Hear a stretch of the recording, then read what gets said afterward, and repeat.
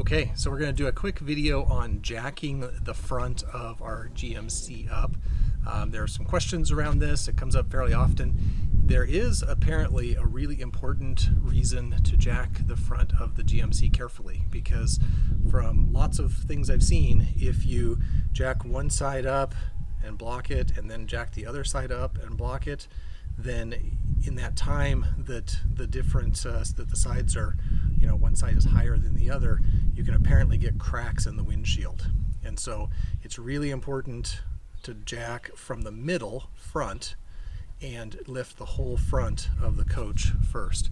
Now we have a bottle jack that we can put underneath the cross member in the front. It's not as convenient as my floor jack. I've got a 3-ton floor jack, which has been okay for lifting just part of the coach. It would be probably best to have a 4-ton or 5-ton floor jack if you're going to do this. I'm at the house, so pretty easy to use a floor jack here as opposed to on the side of the road where I'd be using the bottle jack. But as far as where you're jacking it and how that works, it doesn't matter what kind of jack you have. It's just how you're going to crawl underneath there and set the thing up.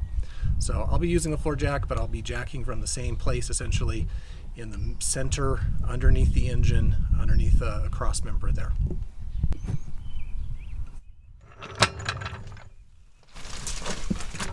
All right, so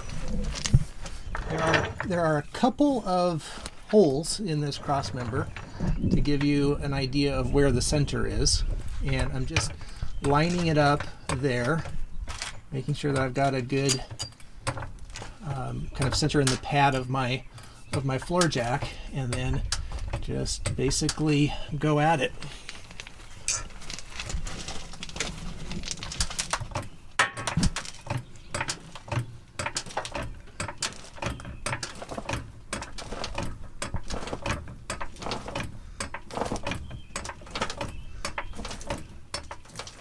Now, it gets a little harder on the floor jack as I go higher and more of the weight comes up off the ground. My bottle jack, I think, is a 4 or 5 ton. That's probably a 5-ton bottle jack, and it's easier. But I'm just going to jack it up a little bit here and put some blocks under the side so I can do a little work under.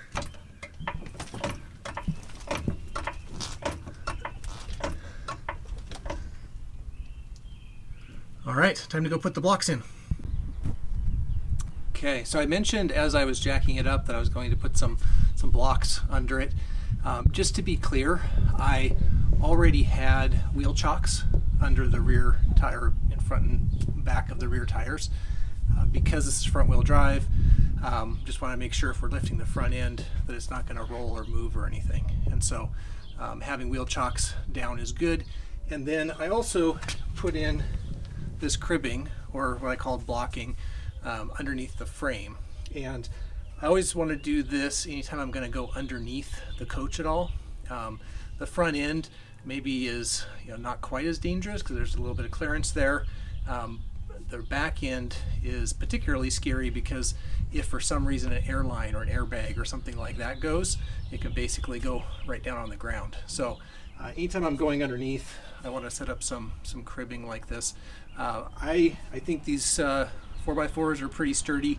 There's lots of different ways of doing this that might make you feel better about it. I prefer this over jack stands because there's been quite a few stories of jack stands that have failed, especially if you're on uneven ground. Just to be safe, I like this. I think it's a little bit more stable.